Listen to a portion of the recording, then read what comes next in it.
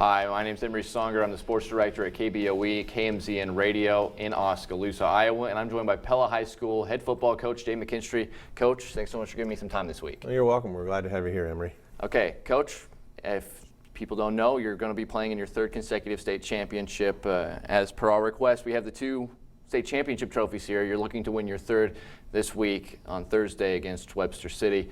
But let's talk about the semifinal game. You guys had a back and forth affair, two of the top ranked teams in the state by all accounts, Cedar Rapids, Xavier, and Pella, and you find yourself down toward the end. Before we get to the final play, I would like to know what's going in head coach Jay McKinstrey's head when that last interception occurs with just under 2 minutes to go. I know you guys had it a couple timeouts, but that probably felt like a sinking feeling there. What did you tell the guys? What was the morale on the sideline there with less than 2 minutes to go? Well, there is a little sinking feeling, Emery, because you feel like you had an opportunity there to maybe put yourself in position to win it, with a minute left, and or at least have an opportunity to get the ball in the end zone. But it's what you try and teach your kids about. Use the game of football to teach them about life. You just can't quit till the very end. I mean, you have to finish it off. And you're looking at the clock. There was like 1:35 left, and we knew we had 2 timeouts. But so you got to do what you can to try and win the game and go to the end, because you tell your kids never to quit. So you got to lead the way and not quit also, and just try and put yourself in position, hopefully they have a chance to get the ball back. Well, that's exactly what happened. You guys got the stops you needed. You burned your last 2 timeouts to save just under a minute left when you got the football back, and we know your explosive offense, but you didn't get anything on the first play after the punt. But the second play, Nick Finney, the quarterback, roll out. He's about to get sacked by 2 guys off his back foot, just throws one up, and Ryan Van Wyck brings it down. At that point, what are you thinking? You got less than 15 seconds left in the game at that point when he makes the catch, puts you within field goal range, we thought, but without any timeouts. Tell us what you were thinking on the sideline and what you saw as your team was going up to the line of scrimmage, getting ready for that last play.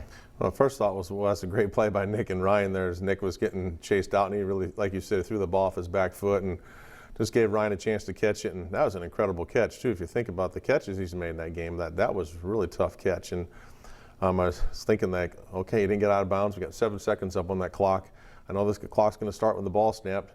So you try and yell try and get Nick, get his attention to say, hey, what I basically said, let's get the ball thrown to the end zone. And because I thought with 7 seconds, if we get the ball thrown to the end zone quickly, maybe we can get that play done in 6 seconds, 1 second left, and maybe try and kick a field goal at the end.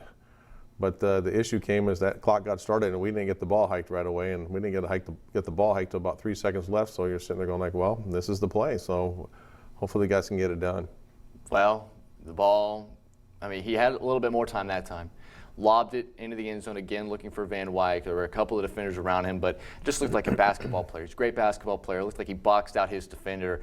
At the apex of his jump, he brought it down with nothing on the clock.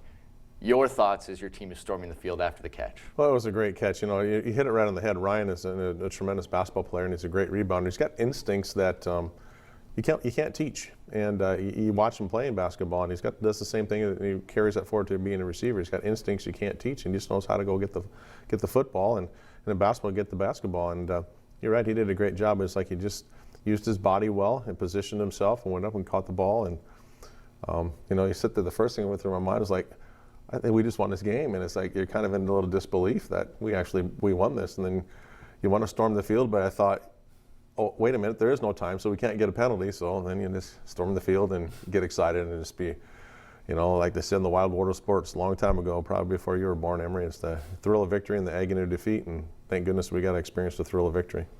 That was one of the best games of the year, obviously, no matter what class, and it happened at the UNI Dome, and now you're playing for a state championship. So Webster City is the opponent. Bob Howard, a name that people in our listening area know very well from his state championship years at Sigourney.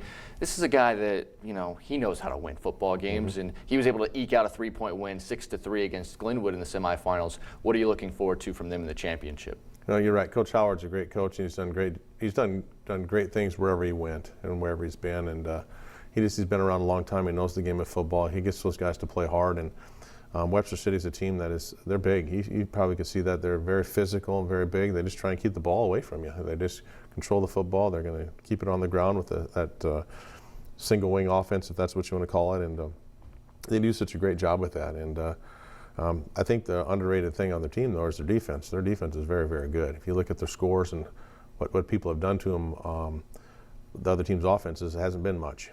They've done a great job playing great defense this year, and you know, they're in the state championship game. You know, they got talented players. You know, Coach Howard's built them up for a long time, and they're just doing things well there, and it's going to be quite a challenge. And you know, what I think is really important for us is to be able to let go of the Xavier game, and we've talked to our kids about that. You know, one of the first things we said, you know, in the next couple of days after the Xavier win is that we got to let it go, and because we got one game left to do, and because it's too easy to hang on to such a big win like that. But I think it's real important that we move forward, and then when the championship game's over, then we can go back and talk about that game some more if we want to.